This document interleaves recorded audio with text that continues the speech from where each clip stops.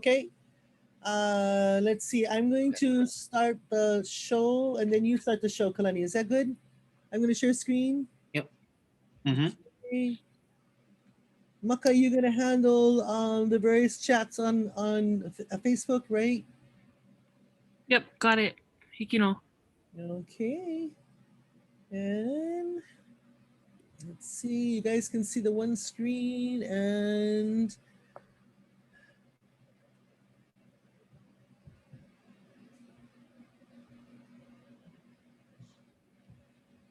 just waiting. Okay, can you see just one screen, or you see several screens? Oh, several. You have to switch it. Okay. Funny kind how that happened. Yeah, it was perfect before. I thought I knew what I was doing. Switch displays. Okay. Okay, let's go live. Okay. All right. Doors open on Zoom, and we're live on social media. Okay. Aloha mai kako. Here we are at our 32nd episode of Polynesian Ancestors, Stars, and Temples. And while you folks are coming in to join us, I would like to ask you please to tell us where you're from. Tell us where you're coming in from. Put that in the chat, please. So we have some of you watching on Zoom, and we have some of you watching on Facebook on different channels. And so, of course, we have our presenter tonight is Leialiʻifano, Dr. Albert Refiti, talking about Samoan temples, and they're really cool. You got to see it. But while we're waiting, I want you just to write that in. And I also want to say, if you have friends who are wanting to watch it and you would like to show them where it is, be sure you can write in the bit.ly Brant Web. That's for the Zoom link. Or you can go live to Facebook, and here's that link on Facebook. And if you need any other information, they can contact me, Lilikalā@hawaii.edu. Okay? While Okay, we're I'll speak in French. Yeah. Yes, en français. Bonsoir à tout le monde ce soir pour ce 32e épisode du webinaire avec notre intervenant qui est originaire des îles Samoa. Alors, il s'appelle le docteur Leialiʻifano, le docteur Albert Refiti. Et ce soir, bien sûr, vous avez l'occasion de participer en posant des questions. Et n'oubliez pas de vous présenter. Envoyez-nous un message. Et aussi, dans l'occasion, ce qui se présente, si vous voulez déjà partager le lien, vous avez sur le diapo, vous pouvez voir les différents sites où nous sommes en direct. Et aussi, si vous avez loupé ce qu'on avait fait les dernières semaines ou bien les 31 autres épisodes, vous avez un site également, le Brand Share, là, que vous pouvez voir pour regarder, visionner les anciens. Et bien sûr, si vous avez des questions à poser et qui sont des questions que vous ne voulez pas peut-être poser pendant le chat ou bien pendant le direct, vous pouvez voir lilikalā@hawaii.edu. C'est l'adresse email du docteur Lilikalā. Okay, it's all you. Okay. I always forget to let you in. I'm so sorry. I must apologize. Je m'excuse, monsieur. Okay, I like to always start with this whakarava skies because Hironui did this and it is so beautiful. So all you folks are coming in, please write into the chat where you're coming in from and we will play this.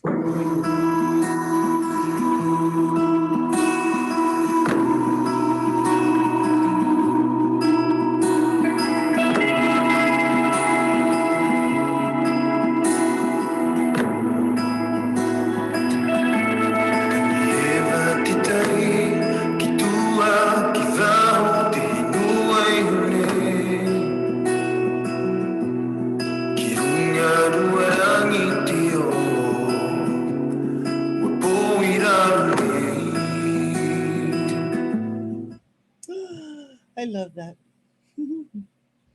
Okay. Aloha kako, e nā hoa hanau me nā hoa aloha o Hawaii nui a kea. Me moana nui a kiwa. Mai ka pina a ka lā, ma mauna te o rapa nui, ka nā po ana ka lā, ma te tai o re hua o Aotearoa. Aloha. Aloha to all of our cousins and friends of the Polynesian Triangle, from the rising of the sun in the east at Mauna Teatea of Rapa Nui, until the setting of the sun in the west at the Sea of Rehua of Aotearoa. Aloha. Bonsoir tous nos amis et nos cousins du triangle polynésien. De l'Est, nous voyons bien sûr de Rapa Nui, Maunga, Teatea, et jusqu'à l'Ouest, où le soleil se couche, la mer de Rihua en Aotearoa. Aloha, aloha. I am Lilikalā, Kameʻeleihiwa of He'eia Oahu, your branch chair and host of our weekly Wednesday night Polynesian Ancestor webinar. En français, peut-être? Oui, la présentation, bien sûr, du Dr. Lilikalā, qui est, bien sûr, la présidente du Centre des études comparatives polynésiennes de l'Université de Hawaï. Elle est le branch chair, ce qu'on appelle, et tous les, bien sûr, mercredi soir, nous organisons ce webinaire. I'm joined by our most excellent French translator and Tahitian filmmaker, Johan Hironui Bouit of Tahiti, Maʻohinui, and together we welcome all of our cousins and friends from Hawaii, Tahiti, Aotearoa, Tonga, Samoa, Kukiairani, Australs, Tuamotu, Marquesas, Rapa Nui, Japan, Canada, America, Germany, and France. Alors, je me présente, je suis le traducteur, interprète de ce webinaire. Je suis de Tahiti, voilà, je fais des films, je fais pas mal d'autres choses. Et bien sûr, ensemble, nous voulons bien souhaiter la bienvenue à tout le monde, nos cousins, nos amis, les archipels de Hawaï, de Polynésie, Tahiti, Aotearoa, Tonga, Samoa. Kukiairani, bien sûr, c'est les îles Cook, les Australes, Tuamotu, Marquises, Rapa Nui, le Japon, le Canada, les États-Unis, l'Allemagne et la France. Bien sûr, souhaitons bien sûr bienvenue à tout le monde. Just also wanted to say hi to Dr. Kameʻeleihiwa, who's with us tonight again, as she is every night, and other people like Christine Duchateau is always faithful to our webinar, and of course we have some other people, that also are joining us on the chat. So feel free to ask any questions. Voilà, juste si vous avez des questions, n'hésitez pas à poser vos questions, et en tout cas bienvenue à tous. Okay, and Kalani and Maka, can you see on the Facebook channels if there's any people coming in from different places? And if so, where are they coming in from? And so we have Waimanalo, Mokukiave, that's the Big Island. We also have some people that are from Tahiti, of course, that are tuning in, and from Hilo, Waiakea. And that's Dr. Kale. So right. Welcome to everybody, yeah. Okay, cool. All right, we'll move along here and see, yes. Now, before we begin our discussion of Polynesian ancestral knowledge, as usual, I would like to thank and honor Gladys Kamakakua Kalani Brandt, for whom our Center for Hawaiian Studies is named. It was her vision and her bequest to the Brandt Fund at UH Foundation that allows us to support the work of the Brandt Chair for Comparative Polynesian Studies. And I have a special oli to dedicate to Auntie Gladys, whom I still miss, and to my mom, Catherine Leilani Lee. I'm sure both of them are chatting in heaven as we speak. Voilà. Alors, comme c'est un peu la tradition avant chaque discussion, avant chaque présentation, nous voulons rendre hommage à Gladys Kamakakua Kalani Brandt. C'est grâce à elle, au fait, que nous avons ce webinaire. Et elle était, bien sûr, un visionnaire dans ce qu'elle voulait faire, dans la transmission, bien sûr, des connaissances. Elle a mis en place la fondation de Brandt avec l'Université de Hawaï et soutient le travail du Centre des études comparatives polynésiennes, dont, bien sûr, le Dr. Lilikalā est responsable. Alors, elle va nous chanter une chanson en hommage à Auntie Gladys, comme dit, et également à sa mère, Catherine Leilani Lee. Mahalo nui. Oli is called Eia Hawaii Nui Akea, composed by Kumu John Lake, who taught for many years at the Kamakakua Kalani Center for Hawaiian Studies. Hawaii Nui Akea means the breadth and width of Hawaii. Kumu Lake said it was an old name for Polynesia, and that is what his chant is about. Of course, it includes Samoa, where Dr. Albert Refiti is from. Voilà, alors le oli s'appelle Eia Hawaii Nui Akea, composé par le Kumu John Lake, qui a enseigné pendant plusieurs années au Centre des études hawaïennes, et que dans la chanson, en fait, c'est l'étendue et la largeur de Hawaï. Mais c'est également l'anciennement pour le triangle polynésien que nous appelons aujourd'hui. Alors c'est pour ça qu'il voulait bien sûr chanter cette chanson. Oui. Oops. So I want to thank Dr. Refiti so much for coming tonight He's going to be speaking to us about Samoan temples, Faleʻula. Faleʻula, the origin of the first Samoan temple in Manuʻa and Upolu. I just love that name. It's so beautiful. Alors ce soir, nous avons l'honneur d'accueillir pour la deuxième fois, il a déjà présenté sur les origines, on pourrait dire, au niveau de la perspective samoa. Et là, ce soir, il va parler des temples de Samoa. C'est le Leialiʻifano, Dr. Albert Refiti. Il présentera Faleʻula, origine du premier temple samoa à Manuʻa et Upolu. Oui. Eia ka'uʻoli. For those of you who know it, please chant along with me. Eia Hawaii a kia, Hawaii, Hawaii ki, Hawaii loa, Hawaii loko, Hawaii luna, Hawaii lalo.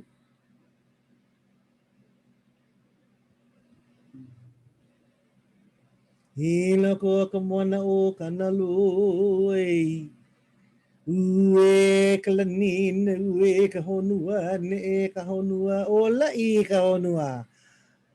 O ola ka honua, tu o ko iru o te tupuna, ku pa ke ka nakamuli, ti he mauri ora. That's the name. So now is the time for me to step aside, and Leialiʻifano, Dr. Albert Refiti will take over. I will move the slides. He will tell me when to move the slide. Hironui will translate into French, and I'll be in the background listening and taking notes, so I have a lot of questions afterwards. Alors, voilà. Le docteur Lilikalā va donner la main au docteur Refiti. Moi, je traduirai bien sûr pendant toute la soirée. Et n'hésitez pas de poser des questions, parce que le docteur Lilikalā pourra bien sûr les préparer afin de pouvoir les poser pour vous. OK, c'est au docteur Albert Refiti. Yarana. Yep. Talofa lava tulou I le paia malmamalu o le tātou wā moana, tulou fo'i I le talatala no atu I le kamā kākua la Kalani Brand Webinar Series. Alofa atu fo'i I Professor Lilikalā Kameʻeleihiwa and Hironui Bouit, and also all the participants tonight to this series. It's my pleasure to again talk to you about our knowledge in Samoa. Voilà, petite salutation de la part du docteur Refiti à toutes les personnes qui nous regardent ce soir, qui vont participer et qui vont bien sûr apprendre de ce qu'il a bien sûr à présenter. I'm going to present a talk that covers the reasons, well, my understanding for the reasons why sacred buildings, the Faleʻula, originated. Okay. Alors, il va déjà commencer à expliquer les raisons dans sa compréhension pourquoi ces immeubles ou ces édifications sacrées, en fait, pourquoi ces temples existaient. But also trying to bring an understanding to a few puzzling architecture ideas around the relationship between the fale, the house, and the raised platform or the mound. Okay. Alors également, bien sûr, essayer de donner une réponse à ces questions qui persistent au niveau de la relation entre le fale, qui est bien sûr la maison, et les monticules, des petites collines que vous allez découvrir, où se trouvaient bien sûr des plateformes. As always in this type of work, I relied on archival material that were collected by either missionaries or early ethnographers, and also traditional knowledge holders through oratory or stories from villages. Mm. Alors, la source, bien sûr, il fait référence au niveau de cette collection d'informations aux écrits qui ont été faits par les missionnaires, hein, ceux qui ont eu l'opportunité de transcrire tout ce qu'ils ont entendu et découvert, mais également de traditions orales que, on pourrait dire, les plus anciens des villages ont pu partager. Next slide, please. Mhm. So what we're looking at here is the layout of the Samoan archipelago. And what I want to discuss firstly is around the kind of the puzzle around, or the some kind of a misunderstanding or understanding around why mounds, these build-up platform, existed in Samoa. Alors là, vous avez une image de l'archipel des îles Samoa. Bien sûr, aujourd'hui, nous connaissons qu'il y a deux Samoa, une Samoa indépendante et une Samoa américaine. Et là, par contre, ils partagent tous la même chose, des monticules, des plateformes construites, qui ont été construites par l'humain, où se trouvaient bien sûr des sites sacrés. Et là, nous allons découvrir un peu les relations, les similitudes, même également les interprétations qui sont bonnes ou peut-être fausses, on ne sait pas. Et nous allons découvrir ça ce soir. Now, in Samoa, there are around over 100 of these structures, from a very large structure, which I will talk about here, but also there are many numerous ones in Savaii, especially Upolu. There are a lot in Upolu, the island of Manono, and then American Samoan in Manuʻa and Tutuila. Alors, on va se focaliser sur des structures qui sont très grandes, hein. On va voir ça ensemble, mais aussi qui ne sont pas aussi grands, mais on retrouve beaucoup sur les îles mentionnées là, Savaii, Upolu, Manunu, Tutuila et Manuʻa. Alors, on parle bien sûr des deux Samoa. On retrouve toutes ces structures sur toutes les îles. And it was brought to my attention very recently about there might be a relationship, not just of these structures obviously to the celestial, the way the mounds were oriented and how they were configured relative to celestial motions, like they do in Hawaii, but also the idea that potentially these mounds, these platforms, there were a network of location that enabled communication from one part of the island to another. Alors ici, bien sûr, nous allons découvrir ou peut-être pencher sur le fait que ces structures avaient peut-être été construites par rapport aux astres célestes dans une orientation configuration, en relation bien sûr entre les structures, et on dirait qu'ils créaient un réseau qui communiquait avec plusieurs structures, et ça, c'est ce que nous allons découvrir ce soir. So the two most important points to note here is the westerly most place in Samoa, which is in Savaii, which is the place in Faleʻula where the sun sets, and is one of these sacred places where the ancestors or the very high-ranked chiefs, when they die, their spirits will travel to this point, and from there walk beneath the ocean towards Pulotu. Alors, on va même se concentrer sur un site qui s'appelle Faleʻula, qui se trouve sur l'île de Savaii, sur le point le plus à l'ouest. Bien sûr, c'est là où le soleil se couche. Et ils disent par rapport à pas mal d'autres endroits en Polynésie, mais surtout pour eux, les grands chefs qui ont quitté ce monde physique, et aller dans le monde spirituel, quitter de ce point, Faleʻula, que nous allons découvrir.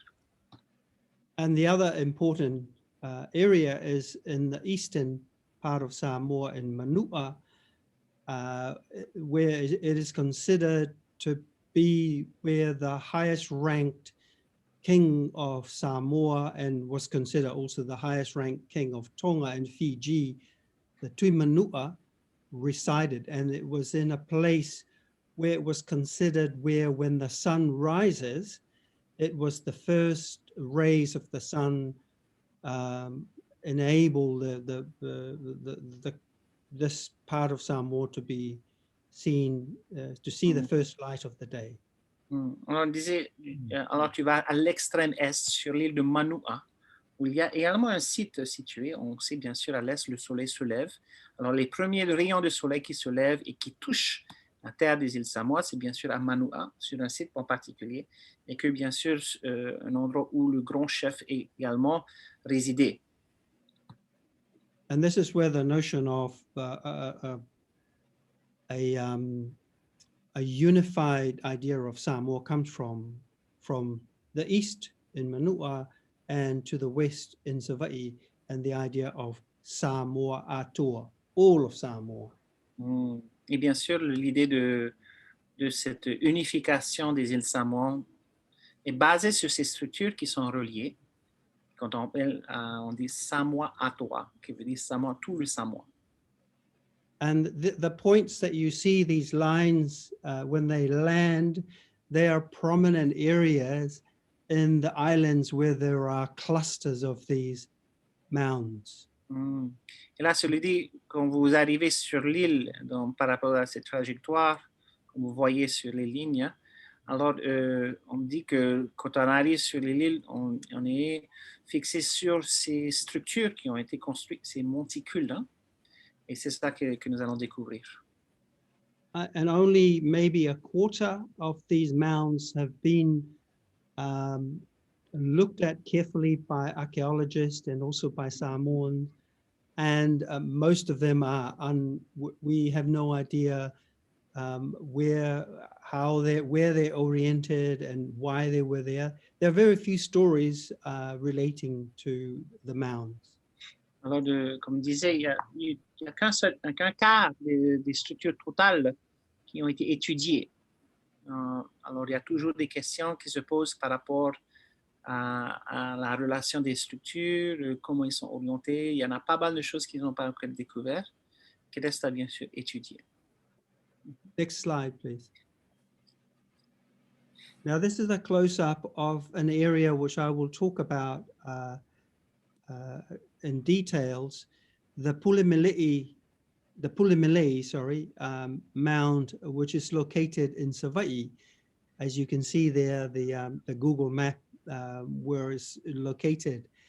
And from there, because it is one of the largest structure in Polynesia, it's and it's located around 2 kilometers from the coast inland, in an area where in a clear day you are able to see other points out towards Faleʻula, but also in areas inland of Upolu and Manono, the little island between Upolu and Savaii. There's a little island called Manono, where on Manono, as you will see, I'll talk about later, there are numerous mounds on there.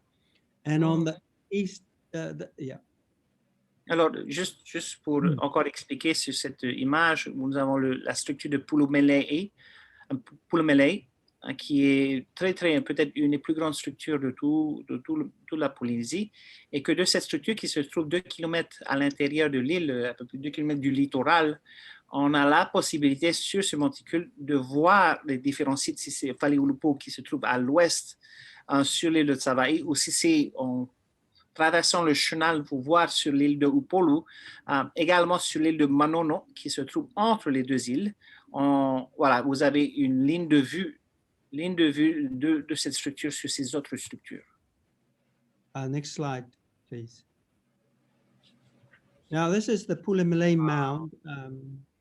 This is a three-dimensional model that was made by Tuputau Leialiʻifano and his students here Auckland, and it shows you, and there's, I think we've got a number of slides so you can see the extent of how large the structure is.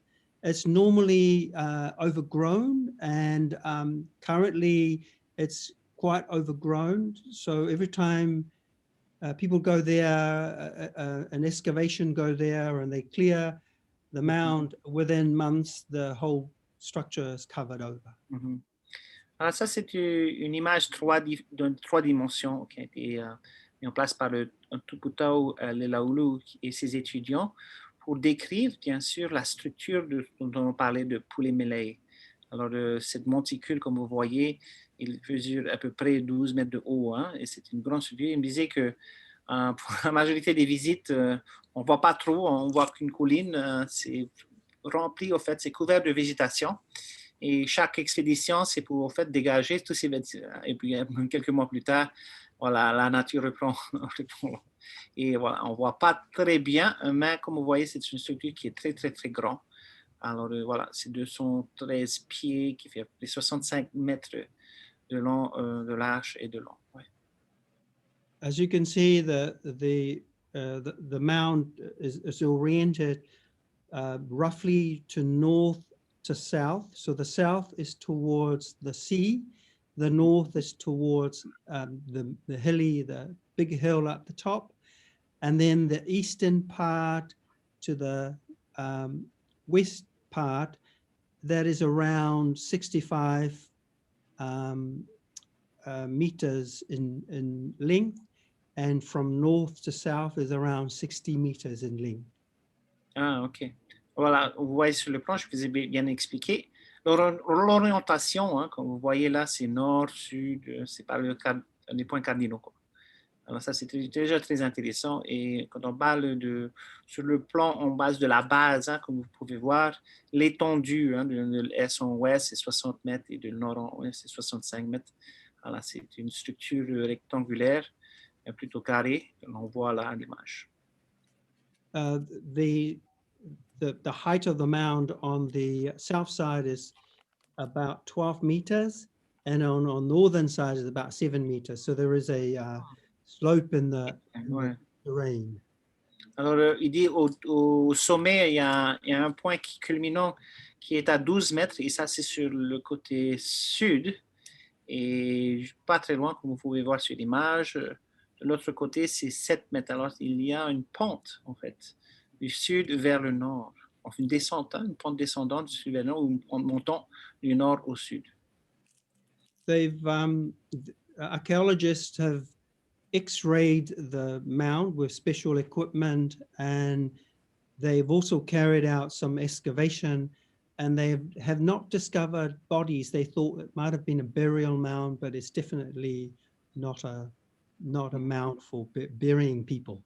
Alors, des archéologues ont étudié le site. Ils ont même, avec des instruments assez performants, pour voir ce qu'il y avait à l'intérieur de ce monticule. Hein. On parle de l'intérieur. Parce qu'ils pensaient que peut-être il y avait des corps, c'était inhumé, c'est peut-être une structure de funéraire, mais non, ils n'ont pas trouvé d'ossements, ils n'ont pas trouvé de ce genre de choses. The local village in Polynesian, the only stories they have in their oral stories, history of the mound, only goes back to about 700 years ago. And the story says that a chief named Lilikalā, it was the tia or the mound of Lilikalā.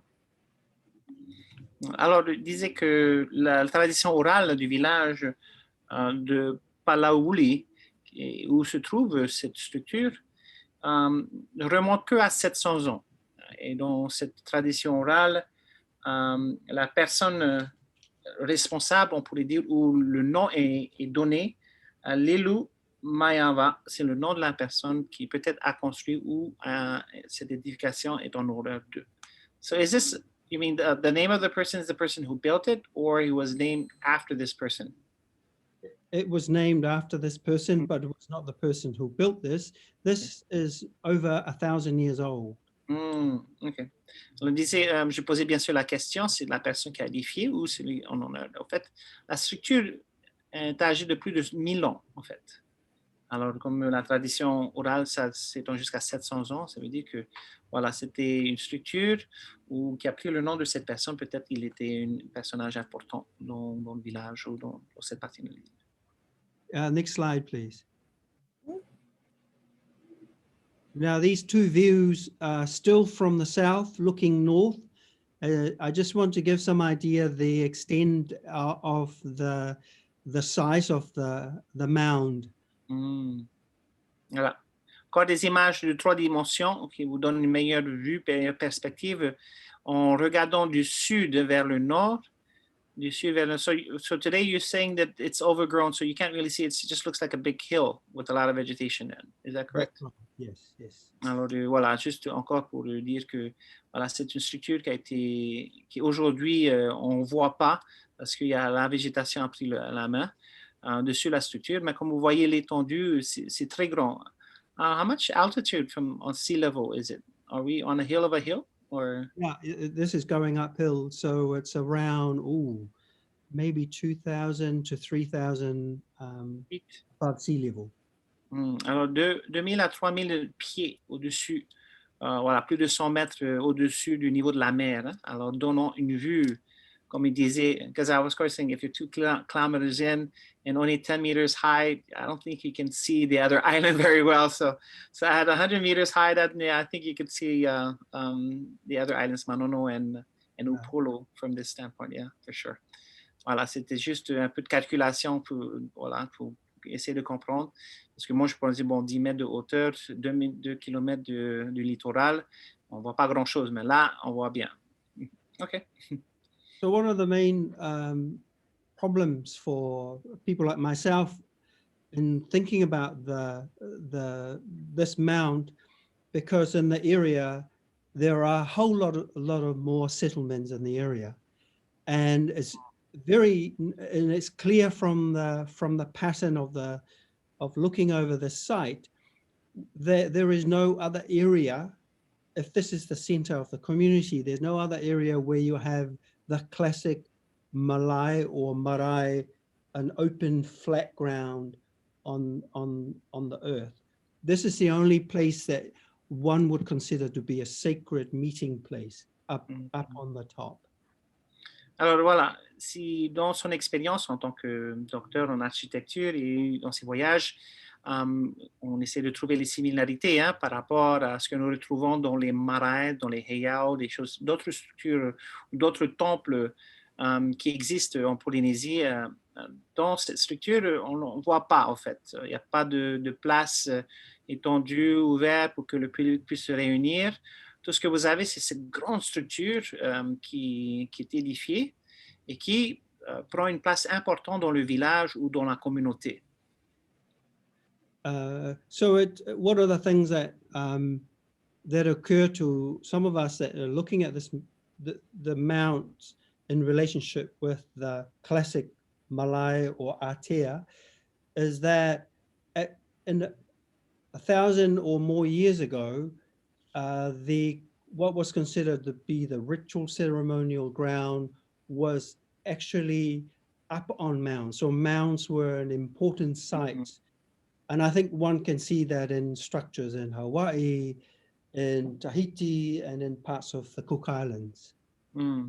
Alors, bien sûr, on parle de sites cérémoniaux, de sites sacrés, avec des cérémonies, des rituels. Et comme ces structures datent de plus de 1000 ans, alors l'hypothèse, bien sûr, dans ça, c'est que ces rituels ou ces cérémonies se déroulaient sur les monticules, au-dessus, bien élevés, pour les dire, bien plus proche du ciel ou des cieux. Comme on dit. So I guess putting ceremonies to be as close as possible to the heavens, yeah? Yes. And that really means that the sacred ceremonial areas were only, there were only certain people allowed to go up that high and being able to be present on the ceremonial ground. And this is what one sees in the heiau in Hawaii, where not everyone is, well, you have to be a priest or a king to be able to, or a victim, to be able to step in that place when ceremonies happen. Alors, bien sûr, réservé à des personnes de haute standing, si c'est les prêtres, si c'est les grands chefs, et qui étaient admis à rester dans cette partie de la structure. La même chose, on pourrait dire sur les maras ou sur d'autres structures dans la Polynésie qui étaient réservées aux chefs et aux prêtres. C'est le cas ici aussi.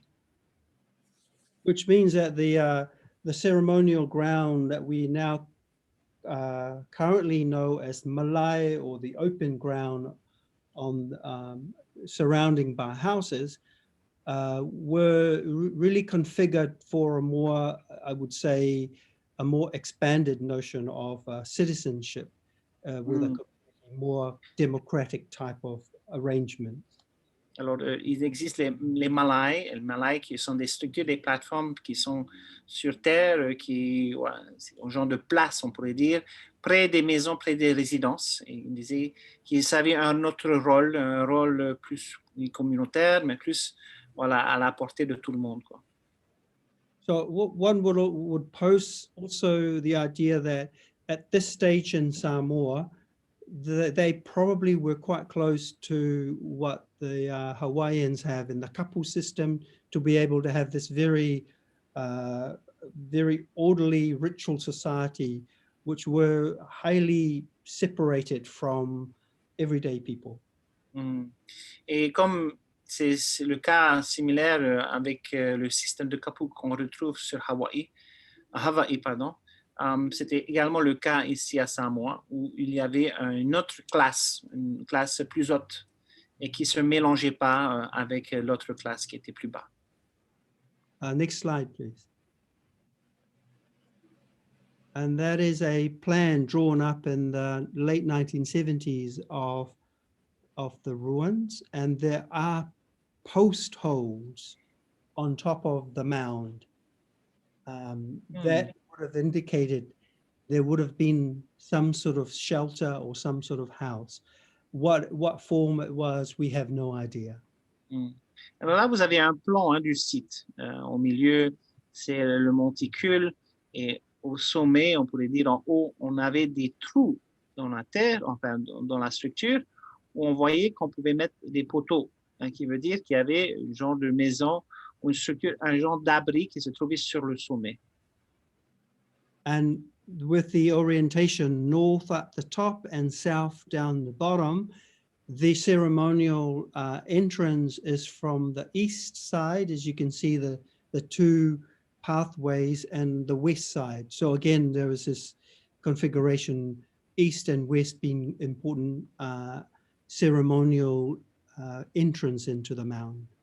Alors, vous voyez que l'orientation de la structure est nord-sud, l'image vers le nord-sud, et que l'entrée sur le site se faisait de l'est et ouest, donc c'est sur les côtés.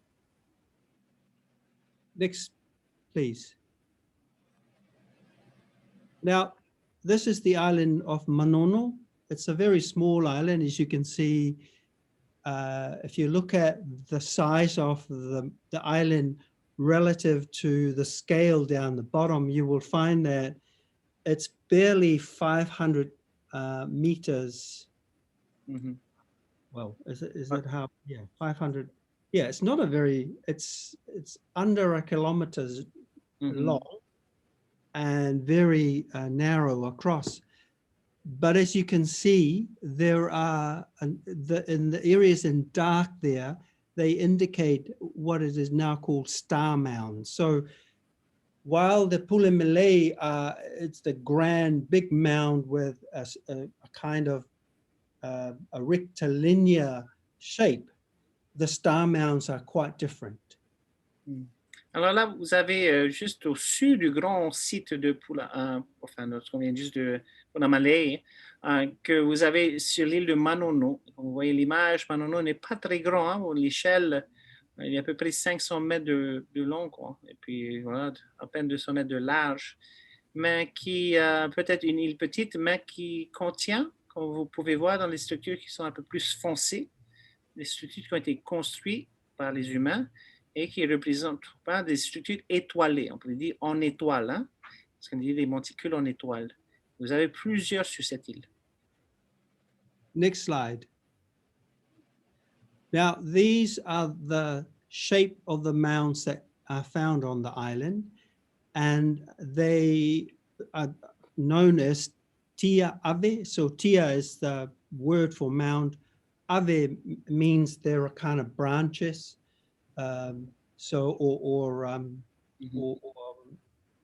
Yeah, branches. Donc, vous voyez les structures. Alors, vous avez la plateforme qui est au milieu, qu'on appelle le tia, un peu plus comme une nona, et sur les côtés, vous avez des branchements ou bien des bras, comme il dit, qui s'étendent comme une étoile, en étoile. And they're not very high. They're quite low. Some of them barely half a meter high, some of them 2 meter high. So they are not very high in comparison to the grand mound like Polynesian. Comme il dit, c'est pas des hautes structures, hein? C'est même pas 1 mètre jusqu'à 2 mètres plus haut. Voilà, mais ça existe quand même. And what Question, please. What does Pulemele mean? Pule is the word for ruler. Malay. Oh, Malay can mean a swirling of things. Yeah. So we actually don't really know who gave it the name Pulemele and what it really means. That's the information. That's why it's very difficult, because there are no legends or oral stories from the local community to. So a lot of this material, we have to do a lot of comparison with other places in the Pacific that have similar kind of structures. So because there are some stories, but they vary quite a lot. The word ave in Hawaiian refers to the tentacle of the octopus. Yes, same. It's the same. Yes. Same. Okay. Thank you. Yeah. Alors, il disait dans la question que s'est posée, qu'est-ce que ça veut dire pour le Malais? Là, qui est bien sûr leader, un genre de chef, et Malais qui est un tourbillonnement. Hein, alors, ça, c'est traduction littérale par rapport à la comparaison avec d'autres langues et d'autres définitions. On ne sait pas exactement qui ou quoi, pourquoi ce nom a été donné. Ça reste quand même un mystère. Mais dans la recherche, on pourrait dire linguistique, la recherche avec d'autres cultures similaires, on arrive à faire quelques points dont on parlait. Voilà. So tentacle, what word is tentacle, as you said? The arm of the octopus? Okay. What is it called? In Tentacle. Ave. Okay. Yeah, Ave. ave. Alors, voilà. Ave is the arm of the octopus. Okay. Alors, en hawaïen, ave, c'est le nom, c'est le tentacule d'une poulpe, hein, d'une pieuvre. Et voilà, c'est assez intéressant qu'on retrouve ce mot ave ici sur les structures sacrées, parce que bien sûr, la pieuvre a une signification très importante au niveau de sa représentation au niveau des dieux. Et bien sûr, of course, I'm just mentioning that Ta'aroa is closely linked to as an animal representation, as of the octopus, and so that's why we're thinking. Okay. So what are the things that interest me about in the comparison with the big mound to the small mound is the idea that at some stage the ritual ground, the malai or the ceremonial ground up high, there was a moment when these smaller mounds started to appear. And we're trying to think what that meant for ritual life or ceremonial lives for a little community in a very tiny little island. Mm-hmm. Alors, il y a bien sûr la question qui se pose, hein, bien sûr, après que tu as une grande structure comme pour le Malais, pourquoi après on voit ces petites structures beaucoup plus, plus rapprochées, plus petites, quoi, existaient? Est-ce qu'il y avait une relation au niveau du rituel? Est-ce qu'il y avait un changement de la façon qu'ils faisaient leur rituel? You've carbon dated the star structures, the star mounds. Are they dating about the same time or younger? Is that why you're saying that? Roughly around the same time or later, or a lot later. Now, so there are some theories that the mounds were built for the sport of pigeon catching, the Teulupe, which we have in Tonga. The Tonga, there are similar mounds, but we can date when those ceremonies happen and roughly why they happen, but they are a lot later than some of the mounds. The mounds are a lot older, so their function is obviously some sort of ritual. Alors, bien sûr, on parle de la fonction, on fait une comparaison avec le loupé, on le trouve à Tonga, qui était un rituel d'attraper le pigeon. Hein? On avait vu ça avec la présentation de Tevita, du docteur Tevita en Kaliʻiwi. Et là, aujourd'hui, on voit que les structures de loupé étaient beaucoup plus jeunes, en fait. Et que ces structures des monticules stellaires ou le grande structure qu'on avait vue, ben, elle est plus âgée, plus vieux. Alors, peut-être, c'est une évolution du rituel, mais on sait pertinemment que ces structures étaient pour, c'était pour les rituels.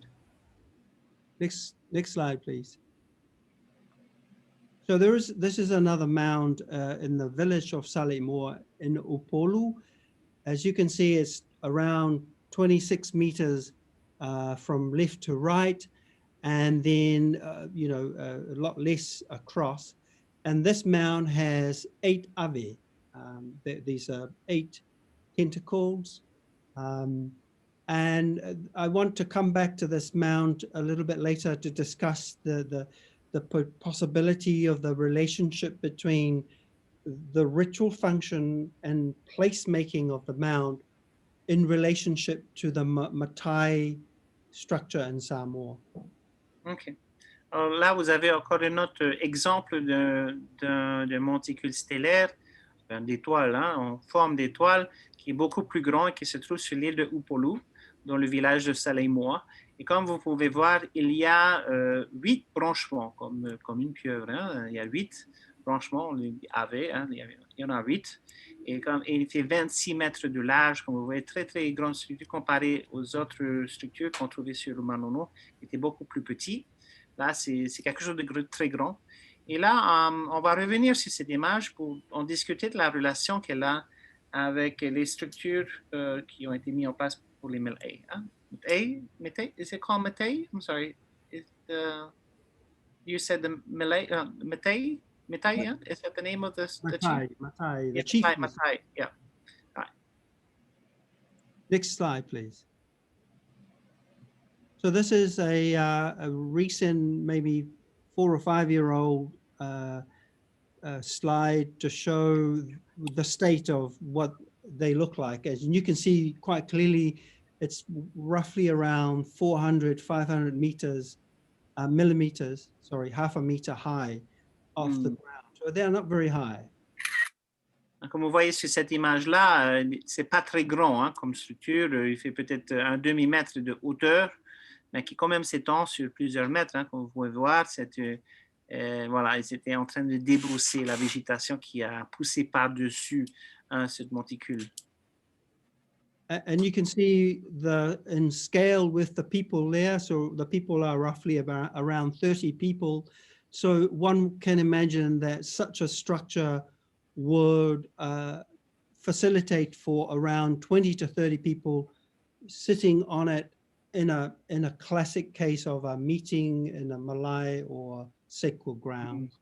Alors voilà, dans le positionnement, dans la grandeur du monticule, on voyait qu'une trentaine de personnes pouvaient s'asseoir confortablement dessus dans le cadre d'un rituel, par exemple. And one of the things to keep in mind with the particular shape of these mounds, where you have the ave going out and then the indent inside, and so that there is this idea in a kind of a spatial way to designate very specific places for people to sit in or to be located in. And this is something that's very pervasive in Samoan the way Samoans order their world is this idea Samoa is already apportioned their places. Samoa ua uma ona tofi, meaning that Samoa already has been ordered. People have been given their places within this order. Alors, dans la conception de l'ordre samoan, on parle de l'ordre de la vie hein, des Samoans. On regarde ces structures, on voit bien sûr les branches qui peuvent désigner une personne ou voilà, un groupe de personnes qui appartient. Ça veut dire que l'ordre est déjà établi, hein, est déjà mis en place et que ces structures voilà, démontraient cela. Et donc, il disait en Samoa, d'une façon de dire, du point de vue de l'ordre des Samoa. Okay, next slide, please. Okay, now we come to the house. So, and it's quite clear that the ceremonial ground held a special function in relationship to the height, the heavens, the opening to the heaven, and also a place that was either very separated from the general population, or as you can see in the star mound, the tia ave, there are less separation between the general population now because the things are lower, it's more local, it's smaller. Alors, on parle bien sûr de ces structures hein, dont l'évolution, on pourrait dire, où il y avait des grandes structures qui séparaient, on pourrait dire, les classes, et que dans cette évolution, on voit maintenant des plus petites structures en étoiles hein, qui étaient beaucoup plus bas, qui veut dire beaucoup d'accès entre ceux qui étaient en haut et en bas. Voilà, il y a moins de séparation, on pourrait dire, et que là, aujourd'hui, on va parler un peu plus du Faleʻ, de la maison, tout simplement. Et on va bien comprendre ça. So this idea of the open ceremonial ground to the heavens, where this notion of paia comes from, the notion of touched by the light of God or the light of heaven or the divinity, it's very much how a spatial or architecture person will try to read the meaning in the word and also the relationship of these kind of places. And what then the question for me is, then there's obviously the house, the sacred house. In my last talk, I talked about the origin of the sacred house and how it arrived in Samoa. And I believe at a particular moment, when these structures were still there, the Faleʻula, the sacred house, arrived in Samoa around 1,000 years ago. Alors, on parle bien sûr de ces espaces connectés avec les dieux, avec les divinités, avec voilà, ouverts à tout le monde, bien, et qu'on voit après dans l'évolution que tu as l'arrivée du premier Faleʻ, première maison pour encadrer, on pourrait dire, ces rituels. Et là, ben, voilà, c'est ce qu'on va découvrir. Now, from archaeological accounts in the material that is found, it says that some Samoans, people that settled Samoans, arrived 2,700 years ago in the area of Samoa, Tonga. Fiji was obviously settled before that, and within a 1,000-year, 800 to 1,000-year period, there is also then evidence in biological archaeology of a different strand of DNA genetic makeup arrived in Samoa. And we think currently that second arrival was when the Tangaloa clan arrived in Samoa. Alors, on remonte bien sûr dans l'histoire que les Samoans sont arrivés sur les îles de Samoa il y a plus de 2000 ans, qui faisaient partie d'une communauté entre Samoa, Tonga et Fidji. On parle de commerce, on parle d'échange entre ces structures-là, et qu'il y a 800 ans maintenant qu'il y avait un nouveau peuple, une nouvelle dire, religion ou croyance, mais on dit que le clan de Tangaloa est arrivé à peu près à 800. Et là, on voit des personnes qui avaient un ADN qui était différent. Hein. Alors on dit de mixture que nouvel ADN, nouveau peuple arrivé sur les lieux. And on that account, we have a lot of oral history, stories about the Tangaloa clan arriving in Manuʻa, in the coast of Manuʻa, in a place called Lefanga. That's quite clear in the chants from Manuʻa. And they arrived in Manuʻa, the Tangaloa clan, and some of the clan people were builders, tufunga faufale. And they thought to brought the first sacred house called a Faleʻula to Samoa. On revient encore dans l'histoire, dans cette évolution, que ces premiers clans de Tangaloa arrivaient par l'est, en fait, sur l'île de Manuʻa, et que avec ce clan, il y avait des constructeurs de falais, constructeurs de maisons, constructeurs, que c'est là qu'ils ont construit le premier grand falais sacré qui s'appelle Faleʻula. And the house, Faleʻula, the word means fale, house. Ula is red or crimson. Alors, dans la définition, falais, c'est bien sûr maison, et ula veut dire rouge. It was because the first house, the first Faleʻula was built on the ninth heaven, Langi Tuaiva. And that house was built by the tufunga for the Tangaloa Langi, the progenitor of Samoan. And the house was thought to have been thatched in red feathers. Alors, ça s'appelle Faleʻula, parce que c'est sacré, mais on disait que ça a été construit sur le 9e ciel, hein, et qu'elle était ornée de plumes rouges, cette première maison. Hein, et voilà, 9e ciel, Langi 9, Niva, Angiva. And when the tufunga, they weren't called a tufunga then, they were called Sa Tangaloa, meaning that they were sacred to Tangaloa, the people who built the house.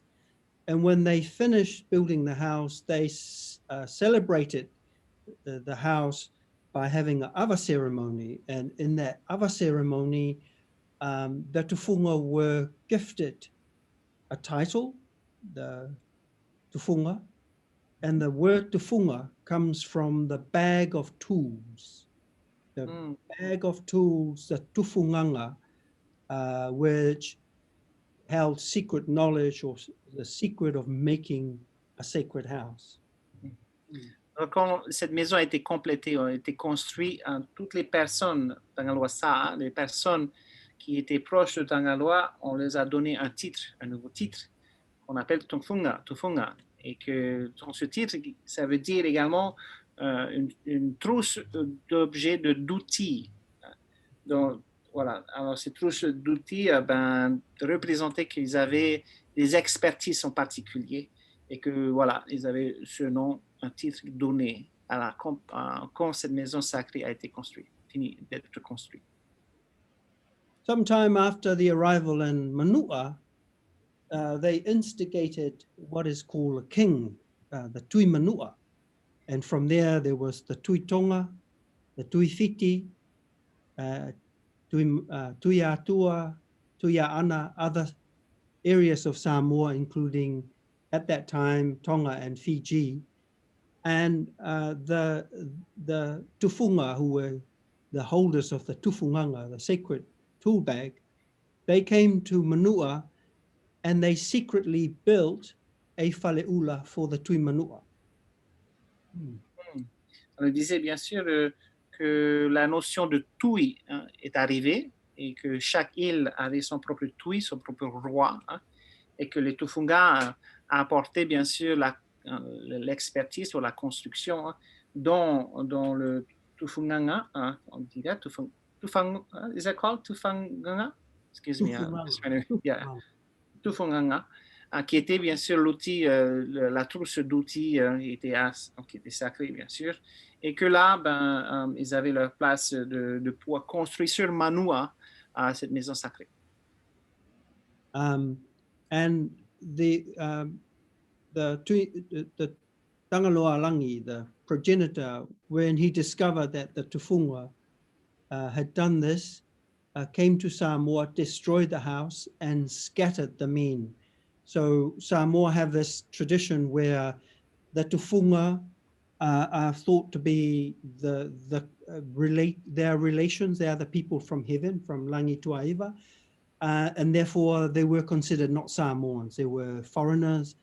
And we have a system in Samoa, before you commission a tufunga, there are a whole lot of rituals that allow the tufunga to be looked after and protected by the families who are commissioned the tufunga to build them a house. And after the house was built, there's a ceremony to almost throw the tufunga out of the village or the family. Alors voilà, comme on pourrait dire, ces tufunga avaient une place importante au niveau de la construction de maisons, de comme ça, mais ils n'étaient pas considérés comme des Samoans. C'était parce qu'ils venaient de Langi Tuaiva, ils venaient d'un autre endroit. Alors, si un village ou quelqu'un voulait qu'il construise une maison ou un falaise, ben voilà, il y aurait une cérémonie, bien sûr, pour demander déjà, et qu'après que les Tofogons viennent pour construire depuis la maison, après il y a une cérémonie qui leur remercie, qui veut dire qu'ils vont repartir. Ça veut dire, pendant toute la période où ils sont accueillis par le village, par les personnes et tout comme ça, et dès que leur travail est fini, on pourrait dire expulsés, hein, on les sortait,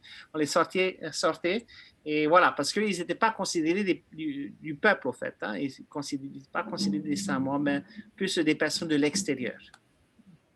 There's also stories about before the sacred house arrived in Samoa, that the Tangaloa's daughter came to Samoa, married one of the Samoans, and the daughter asked Tangaloa Langi for a house. So Tangaloa sent his tufunga, and in those times, the tufunga would build the house at night,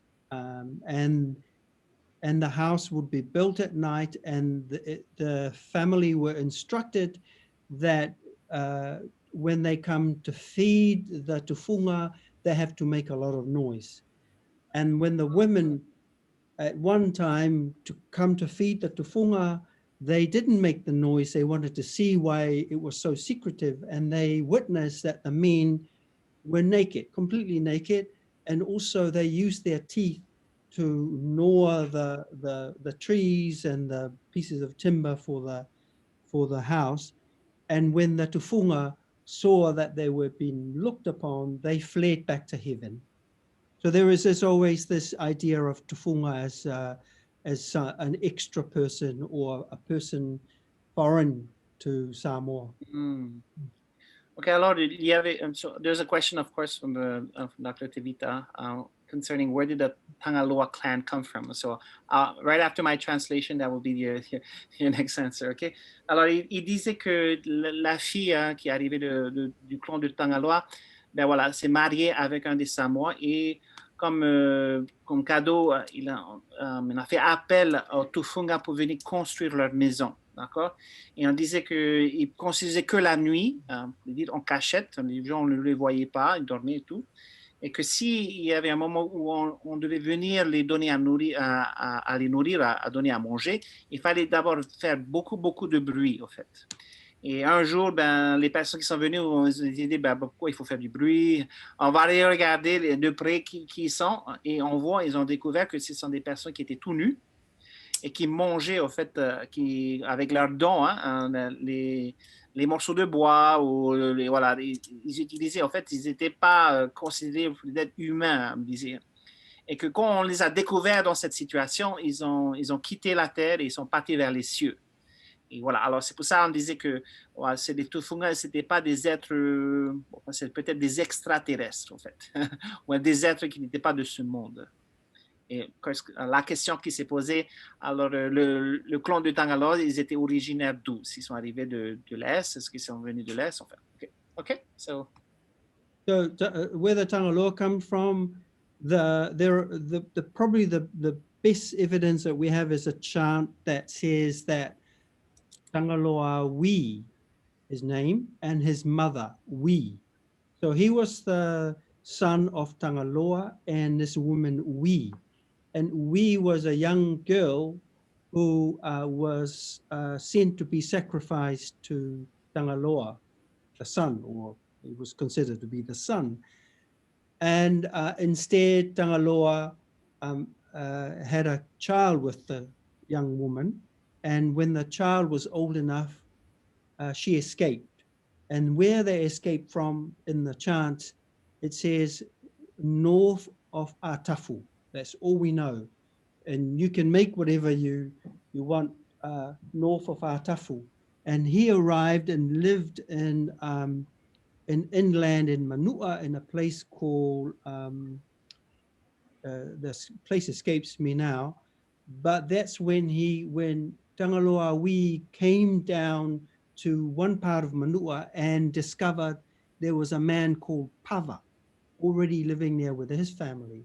And that's where they had the very first, what we consider to be the very first Ava ceremony. Okay, alors, so Tangaloa and we are two different people, right? Yeah, but their child is named Tangaloa Wi. Ah, ok. Alors, il y avait au début, hein, dans cette tradition orale, une personne qui s'appelait Tangaloa et la femme, on peut dire, s'appelait Wi. Que eux deux, Wi devait être un offrande de sacrifice à Tangaloa, mais Tangaloa a décidé de faire un enfant. L'enfant qui s'appelle maintenant Tangaloa Wi échappe et quitte au nord de au nord d'une île, d'un endroit, Atafa is the name of it? I'm sorry. Atafu. Nord de Atafu. Alors voilà, il a quitté pour arriver sur Manuʻa. Alors ça, voilà, c'est une interprétation nord de Atafu, arrivé sur Manuʻa. Et quand ils sont arrivés sur Manuʻa, ils ont découvert qu'il y avait déjà une personne qui était sur place qui s'appelait Pava. Et que c'est là qu'ils ont fait la première cérémonie du Ava, avec bien sûr Tangaloa, oui, et Pava. Arrivé sur Manuʻa. So Tangaloa Wi was considered quite a trickster. So his name is, some people believe that his name is Tangaloa Maui, Tangaloa, and his name is a combination of Tangaloa and Wi, so Tangaloa Maui. And some people think it is Maui, Tangaloa Maui. So there is some, and he famously had the cover ceremony with Pava, and Pava's son kept jumping up in front of the men. And he warned Pava for his child to behave himself. And when the child didn't behave, he picked the child up, cut him in two, and then Pava cried, and Tangaloa put the child in the kumete or the tānoa and resurrected the boy. So it's good. And then the Ava, now Samoa, we have this symbolically, we libate or we pour a little bit of the kava on the ground in commemoration of this event and also the very first Ava ceremony. Alors, il disait que quand Tangaloa, bien sûr, avec oui, tu vois, c'est que certains des gens vont se connaître c'est Tangaloa Maui, hein, parlant d'une personne mythique qui faisait des, on va dire, des tricksters, des blagues ou des choses assez non conformes. Il disait que Tangaloa et Pava, lors de la première cérémonie, il y avait un incident qui s'est déroulé où le fils de Pava faisait que de sauter, faisait que de chahuter et tout comme ça, et que Tangaloa, lui demandait à Pava de le calmer. Et quand l'enfant ne s'est pas calmé, Tangaloa l'avait pris et l'avait coupé en deux. Alors le Pava, le père, était horrifié de ce qui s'est passé. Après, Tangaloa a repris l'enfant, l'a mis dans un umete ou dans un tanoa, un genre de bol, de grand bol.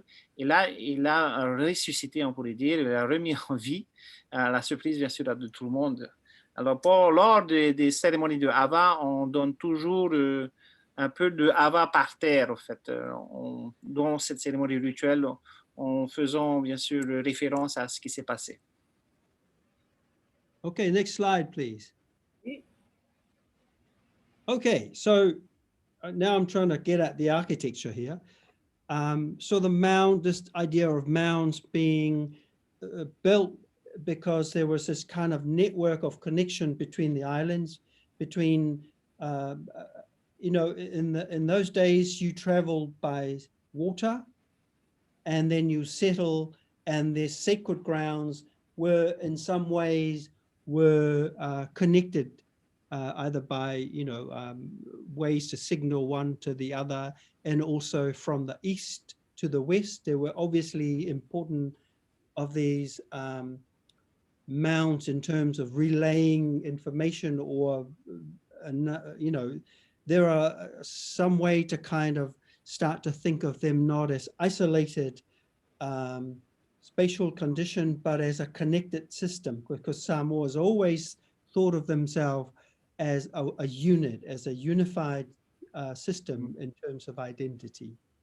Alors, on regarde bien sûr les structures qu'on retrouve sur toutes les îles de l'archipel des Samoa, que disait que on sort de cette notion de croire que chaque structure était juste pour ce village, ils étaient isolés en fait. Et non, on parle bien sûr de navigation entre les îles, d'une connexion qui se fait, un genre de réseau entre chaque voilà, monticule, et que voilà, si leur endroit, le site où ils ont été construits, leur orientation avait tout un rapport et relation du réseau qui s'est créé, parce que les Samoa considèrent toujours les îles unifiées.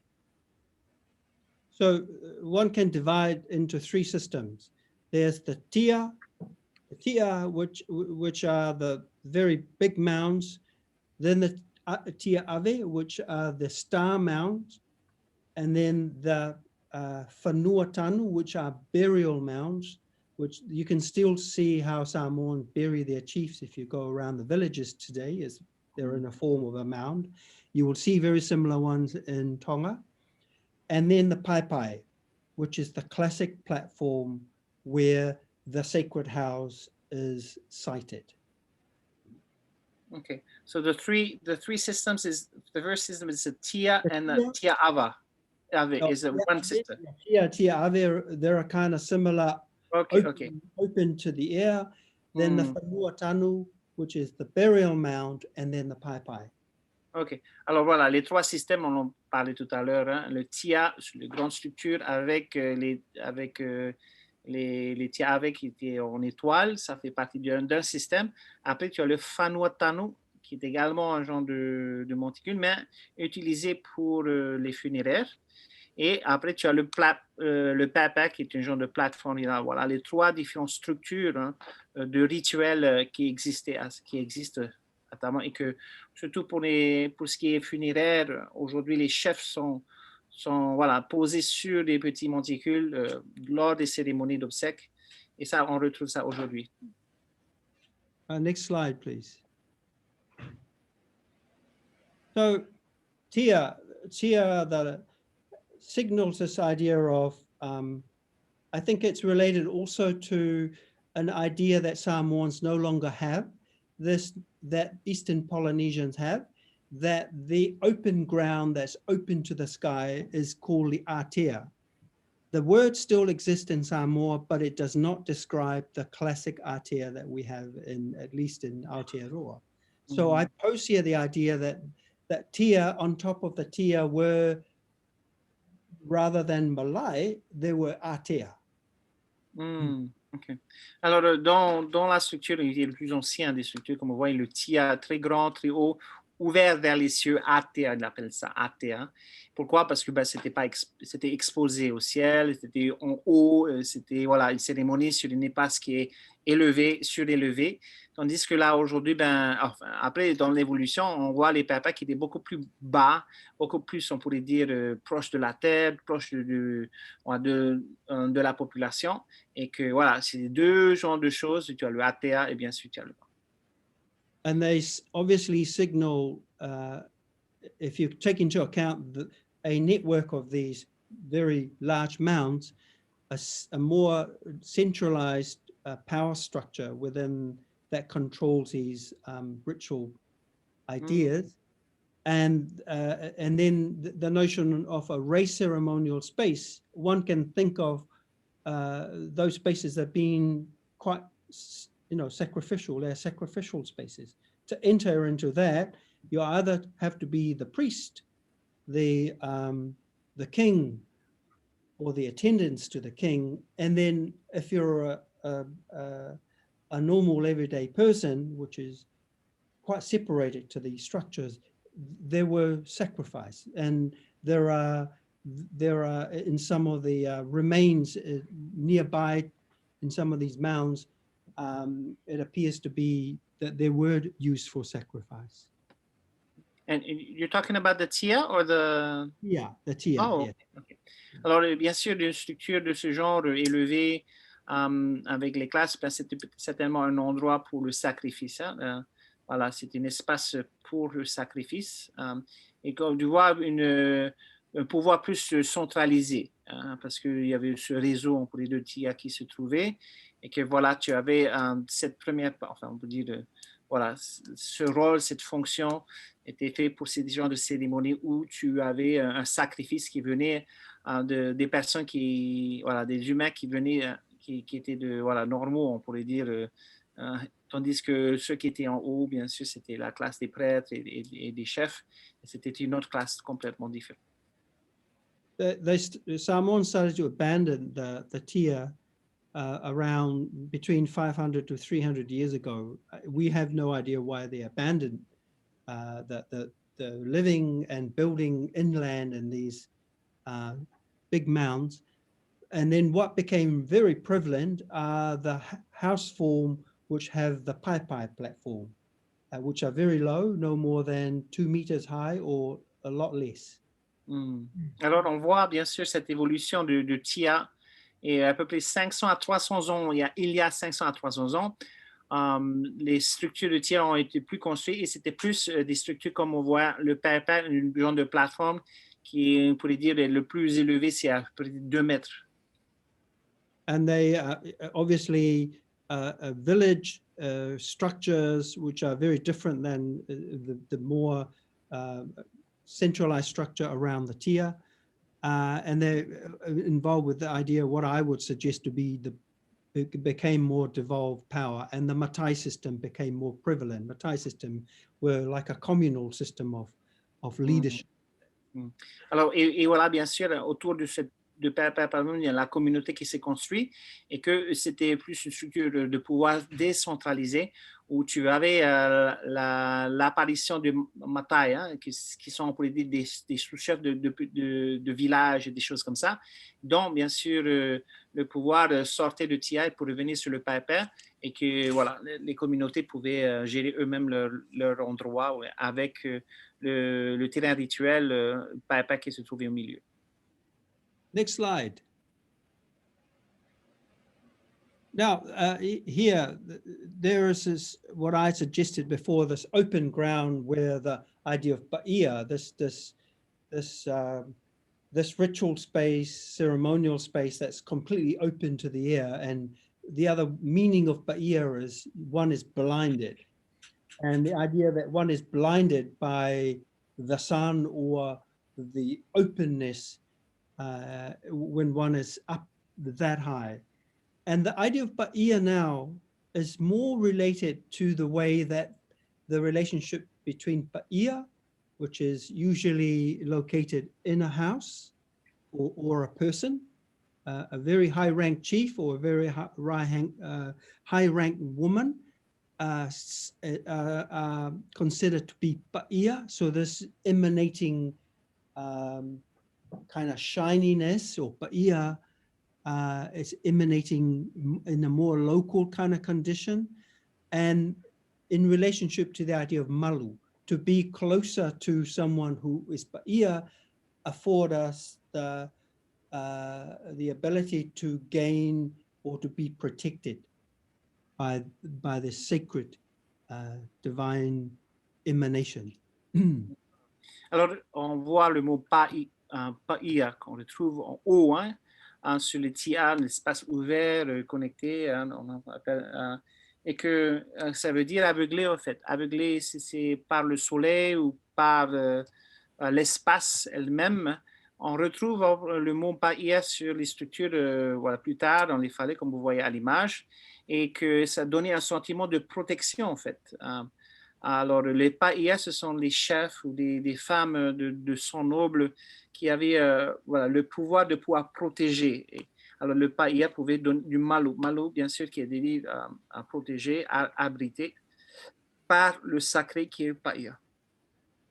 So from a condition of open and expand to the element, to the skies, to nature and the cosmos, we now have a condition of a fale, or be the sacred space being in the fale, corralled within the space, and underneath the notion of one exists in relationship to the divinity in the space, which is very different to the condition by which the divinity was something separated above and away from the population. Alors, on voit cette évolution, on pourrait dire, de philosophie de vie, hein, c'est de religion, où païa ouvert vers le ciel, voilà, une séparation quand même des divinités avec le peuple, et que le fallait, bien sûr, a pris le rôle le plus important, où ça donne un sentiment de protection, de relation beaucoup plus proche avec la population, et que cette relation, bien sûr, est basée, on pourrait dire, que le sacré existe avec nous, au lieu que ça soit séparé complètement. Alors, voilà, il est plus proche de la population, plus proche de nous, avec la structure de fallait qui a été mise en place. Okay, next slide, please. So that's just to show the development from the mound. Then supposedly there was some sort of house on the mound, and my inclination is to think that before the Tangaloa clan arrived in Manuʻa, the conditions that Manuʻa, or the notion of langi, where I think the Faleʻula was built on one of these raised platforms, these mounds. Alors, on regarde sur cette image, on voit le fallait du temple est construit sur les monticules, sur les plateformes, on pourrait dire, et que les premiers ont été, enfin, le premier Faleʻula a été construit sur une structure de ce genre, sur Manuʻa. C'est bien sûr, dire le changement des choses qui s'est passé, et que voilà, c'est ce qu'il disait, que le premier Faleʻula a été construit sur une plateforme élevée. It arrived in Manuʻa, and then in Samoa in general, the Faleʻula was shifted from Manuʻa to Upolu in a village called Faleʻula. It was acquired by the Malia clan through marriages, and the house then became devolved into a local structure that signals leadership or mana in relationship to a malai or an open ground. So the house became a lot more important and always then attached to an open ground. Alors, on voit bien sûr dans cette évolution que le fallait a quitté Manuʻa pour arriver sur Upolu, et que le clan de Maniatoa décidé de prendre en position, on pourrait dire, la construction de fallait sur le site cérémonial, et que voilà, que maintenant on les associe les deux. Tu as le Faleʻula, le fallait, et bien sûr dans le village de Faleʻula, et associé avec un malai qui était bien sûr un espace ouvert pour tout le monde, quoi, en fait, qui rassemblait le monde. Alors tu avais ces deux choses qui sont associées maintenant dans l'évolution, on pourrait dire, venant de Manuʻa vers Upolu. Next slide. So there you have a kind of diagrammatic fashion, this spatial relationship between the Malay on the flat with the fale. And we probably can see that in other parts of Polynesia, especially here in Aotearoa, where the sacred house has a relationship with an open ground or the atea, the marae atea. So this configuration became quite prevalent in Samoa, and it's how villages are formed. Alors, cette notion de la relation entre Fale et Malaï, l'espace ouvert avec une maison sacrée dessus, voilà, ce genre de configuration, on retrouve partout maintenant aux îles Samoa. Ça a été une configuration acceptée pour des sites de rituels ou de cérémonies. So from in Samoa, we have a relational system that is considered to be va tapuia, which is the vertical relationship with the divinities, which is one can see the mount having that kind of relationship, to now a relationship, a va, a more horizontal kind of va, or Faleʻula, meaning relationship, kinship system that relates villages and districts together. So the Malay became a very important ceremonial ground for those encounters, and the idea of connections, traveling between villages, and the whole Samoan system was built on that in the last 500 years. Alors, on a commencé bien sûr avec un va vers le ciel en vertical, hein, qui veut dire relation entre l'homme et les humains avec le ciel, et à une structure plus horizontale, comme vous voyez avec le Fale et le Malay, que c'était une relation communautaire, une relation qui pouvait connecter, on pourrait dire, d'autres communautés. Et voilà, de voyager, ça incitait le voyage, les échanges, et voilà, et qu'un village et l'autre pouvait avoir ce même accès. Dans le cadre, bien sûr, de ces cérémonies, c'était bien sûr pour lier les villages, lier les personnes ensemble et unifier plus la structure, enfin, voilà, la situation sociale des îles Samoa. Next slide.